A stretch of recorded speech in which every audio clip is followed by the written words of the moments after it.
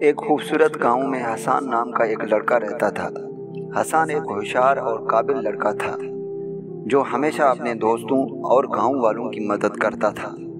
حسان کے والدین نے اسے عاجزی اور انکساری کی تعلیم دی تھی اور حسان ہمیشہ دوسروں کے ساتھ نرمی اور احترام سے پیش آتا تھا۔ گاؤں کے کنارے پر ایک پہاڑی تھی جس کے اوپر ایک پرانا اور خستہ حال مندر تھا۔ لوگ کہتے تھے کہ وہاں ایک خزانہ چھپا ہوا ہے۔ کئی لوگوں نے خزانے کو تلاش کرنے کی کوشش کی لیکن ناکام رہے۔ ایک دن گاؤں کے رئیس نے اعلان کیا کہ جو کوئی خزانہ ڈھونڈ کر لائے گا اسے بڑی دولت سے نوازا جائے گا۔ حسان کے دوستوں نے اسے موقع کو غنیمت جانا اور خزانے کی تلاش میں نکل پڑے۔ ان میں سے زیادہ تر لڑکے غرور اور خود پسندی کا شکار تھے۔ وہ سمجھتے تھے کہ صرف وہی خزانہ ڈھونڈ سکتے ہیں اور دوسروں کو کمتر سمجھتے تھے۔ حسان نے بھی خزانہ تلاش کرنے کا ارادہ کیا لیکن اس نے اپنی عاجزی اور انکساری کو کبھی نہیں چھوڑا۔ وہ جانتا تھا کہ سچی کامیابی صرف اپنی صلاحیتوں پر اعتماد اور محنت سے حاصل ہوتی ہے، نہ کہ غرور اور خود پسندی سے۔ پہلے دن سے حسان اور اس کے دوست پہاڑ پر چڑھے۔ راستہ دشوار اور کٹھن تھا اور بہت سے دوست جلد ہی ہار مان گئے۔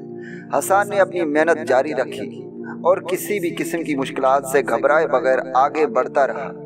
ایک دن حسان کو ایک بوڑھا شخص ملا جو بہت تھکا ہوا اور پیاسا تھا۔ اس نے حسان سے پانی مانگا۔ حسان نے فوراً اپنے پانی کی بوتل اسے دی اور اس کی مدد کی۔ بوڑھے شخص نے حسان کو ایک راز بتایا۔ اس مندر میں خزانہ نہیں بلکہ ایک بڑا سبق چھپا ہوا ہے۔ جو کوئی اس سبق کو سمجھ لے گا وہ دنیا کی سب سے بڑی دولت حاصل کر لے گا۔ حسان نے بوڑھے شخص کی بات کو غور سے سنا اور مندر کی طرف روانہ ہوا۔ مندر میں داخل ہوتے ہی اسے ایک قدیم کتاب ملی جس میں لکھا تھا، حقیقی خزانہ عاجزی، انکساری اور دوسروں کی خدمت میں ہے۔ جو کوئی ان صفات کو اپنا لے وہی دنیا کا سب سے بڑا امیر ہوگا۔ حسان نے یہ سبق سمجھ لیا۔ اس نے خزانے کی تلاش چھوڑ دی اور واپس گاؤں آ گیا۔ اس نے اپنے دوستوں کو بھی اس سبق کی تعلیم دی۔ ابتدا میں دوستوں نے اس کی بات کو نہیں سمجھا اور اس کا مذاق اڑایا، لیکن وقت کے ساتھ ساتھ انہوں نے دیکھا کہ حسان کی عاجزی اور دوسروں کی مدد کرنے کی عادت نے اسے گاؤں کا سب سے معزز شخص بنا دیا ہے۔ حسان کی زندگی میں خوشی، محبت اور احترام بھر گیا تھا۔ وہ جہاں بھی جاتا لوگ اس کی تعریف کرتے اور اس سے محبت کرتے۔ رئیس نے بھی حسان کی عاجزی اور خدمت کے جذبے کو سراہا اور اسے گاؤں کا مشیر مقرر کر دیا۔ وقت گزرتا گیا اور حسان کا اثر و رخ بڑھتا گیا۔ اس کی عاجزی اور دوسروں کی مدد کرنے کی عادت نے گاؤں کے لوگوں کے دلوں میں جگہ بنا لی تھی۔ لوگ اس کے پاس اپنے مسائل لے کر آتے اور وہ ہمیشہ ان کی مدد کرتا۔ ایک دن گاؤں میں ایک بڑی قحط سالی آ گئی۔ کھیت خشک ہو گئے اور پانی کی قحط ہو گئی۔ لوگ بہت پریشان تھے۔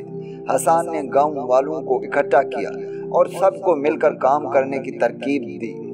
اس نے لوگوں کو اپنی صلاحیتوں کے مطابق کام بانٹنے کا مشورہ دیا اور خود بھی دن رات محنت کرنے لگا۔